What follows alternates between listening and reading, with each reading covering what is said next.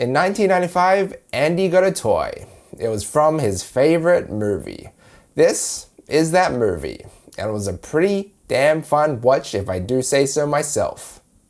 Lightyear is the origin story of Buzz Lightyear, the famous space ranger and toy everyone was raving about back in the 90s. Even though this movie isn't really a Toy Story movie, it is loosely set within the Toy Story world as it tells a story that inspired the creation of the Buzz Lightyear action figure. Now, I normally don't watch many animated movies anymore. You can tell by the amount of animated movies that I've reviewed on this channel. But when it is one that I have a special childhood connection with, then count me in.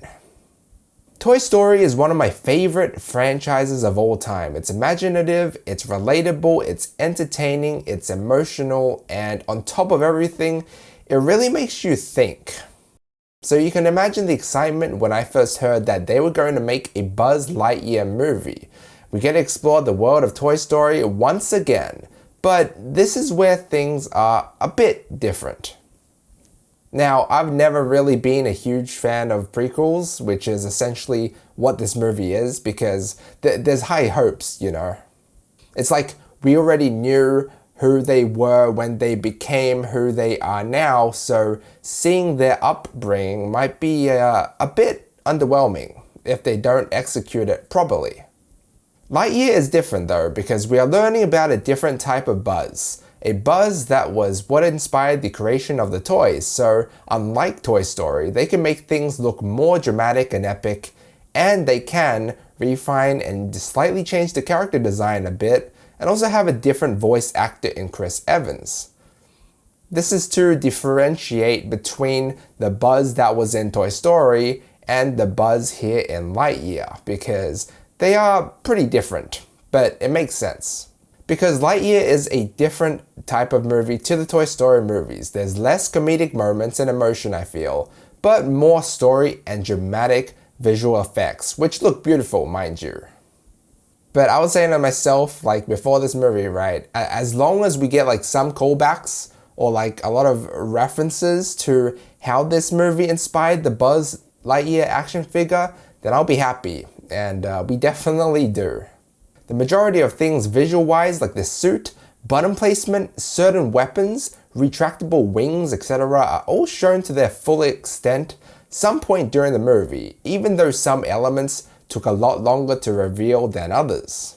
Some things are different though, like the addition of certain characters and also weapons, but I guess that's all done to just make things feel fresh and more interesting. But in terms of whether or not this is the movie that Andy loved back in 1995, I can't really say, but I honestly don't really see it. I'm going to go with yes and no. Look, take what I've just said with a grain of salt because I'm not really the target audience for this movie. I'm obviously going to be more hard on a movie. Go ask a kid who had just seen this movie whether or not they want to buy a Buzz Lightyear action figure after this, and you'll get your answer.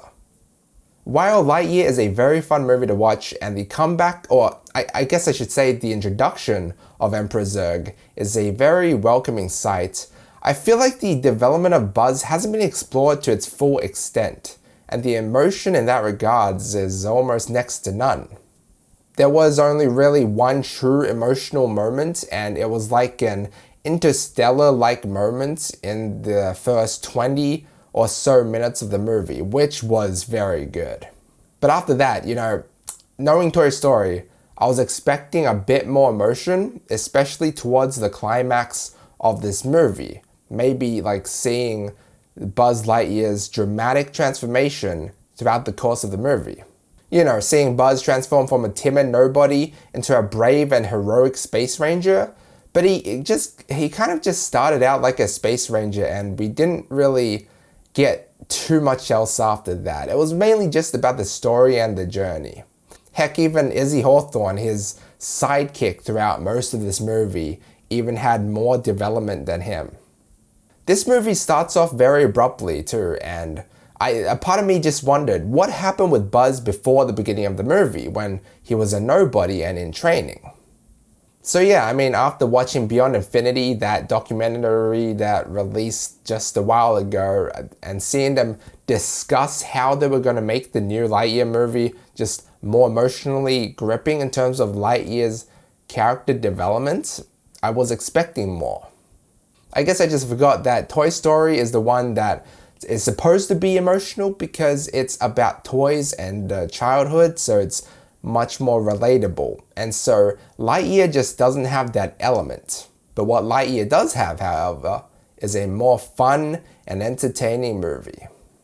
There were some pretty awesome space sequences that gave me chills because they were just so visually satisfying, and the audio effects fit quite well. And even though I said there was less comedy in this one, that is true, but it doesn't mean that there weren't any funny moments.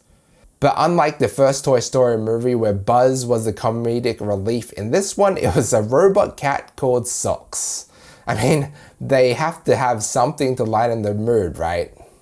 And Zurg being the main villain was to be expected and is just what you imagine him to be, and much more. Because he does offer a few surprises up his belt and is far more menacing, which is the one aspect I really loved in this movie. How much more dramatic and epic it is, and we're not really used to seeing that with Toy Story characters. And yes, it kind of does go without saying that you should definitely watch all the Toy Story movies before this movie if you haven't already, especially the first and second ones, to get some backstory on Buzz and his relationship with Zurg.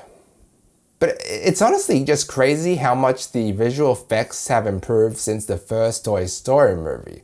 Like I said, this is a very beautiful and visually stimulating movie, and I just love seeing the unique ways Buzz interacted with the world, with the weapons, his gadgets, and even the food.